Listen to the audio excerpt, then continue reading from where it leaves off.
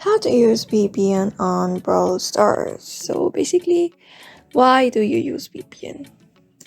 Using VPN on Brawl Stars enables you to access servers on different reasons, whereas you can also use it in order to reduce lag with your gaming experience. So here's how you can do it.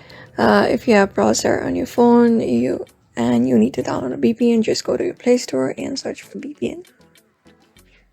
After that, you get a lot of options on your device. You may just choose one of the VPNs. I'm gonna choose this one and tap on install.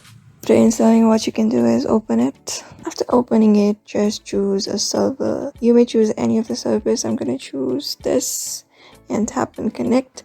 After your connection is done, you may just open your Brawl Stars and you may see the changes on your app.